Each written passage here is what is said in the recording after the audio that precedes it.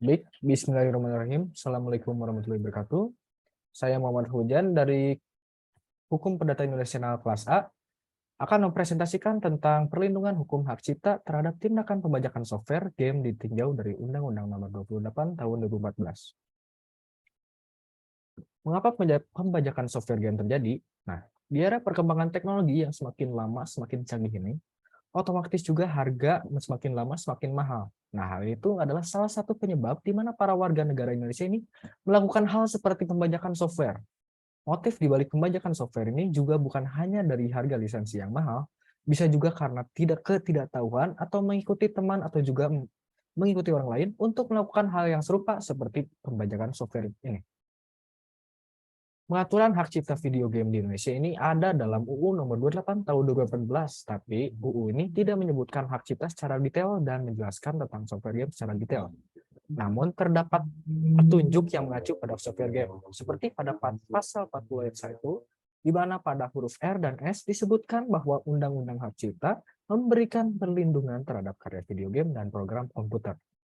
Isinya yaitu pada pasal 40 ayat 1, ciptaan yang dilindungi meliputi ciptaan dalam bidang ilmu pengetahuan, seni, dan sastra itu terdiri atas di huruf R ada permainan video dan huruf S ada program komputer.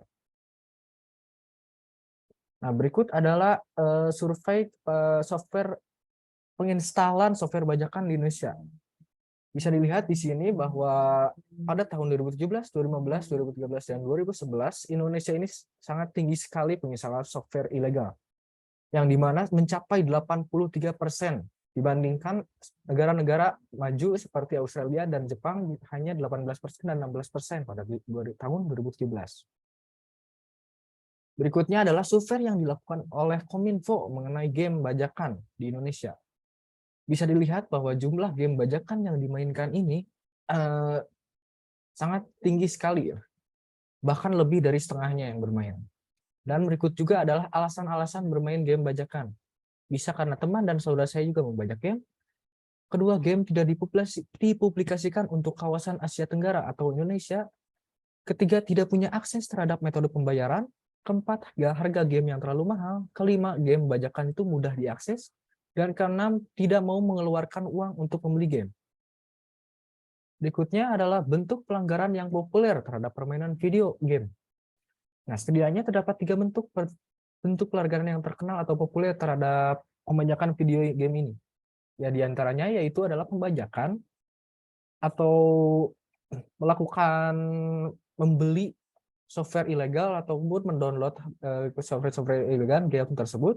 Terus kedua, pembuatan private server atau server pribadi khusus pembajak game yang dimana seseorang yang memiliki kopi game yang bajakan itu bisa bermain tanpa harus membeli game tersebut.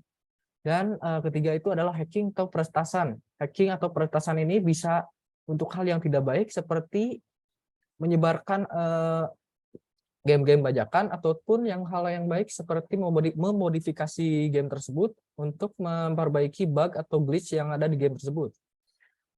Dan pembajakan berdasarkan pasal 1/23 Undang-Undang Nomor 28 Tahun 2014 tentang hak cipta ini adalah penggandaan ciptaan dan atau produk hak terkait secara tidak sah dan pendistribusian barang hasil penggandaan dimaksud secara luas untuk memperoleh keuntungan ekonomi.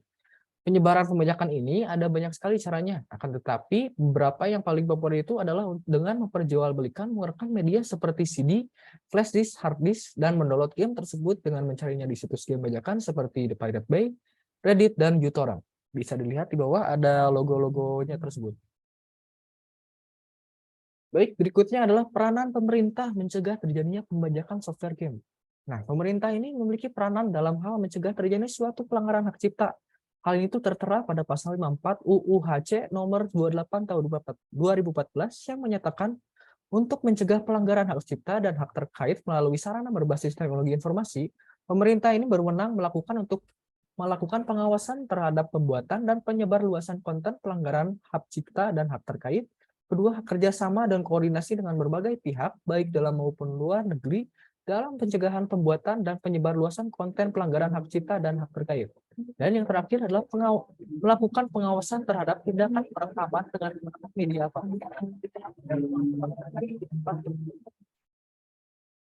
Berikutnya itu adalah kesimpulan dari presentasi kali ini. Nah, permainan video ini dikategorikan sebagai objek perlindungan hak cipta.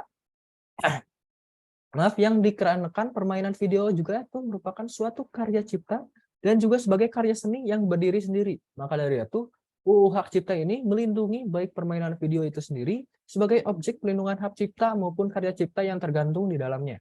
Nah, implementasi pelindungan hak cipta permainan video dalam prakteknya ini dilakukan melalui jalur mediasi.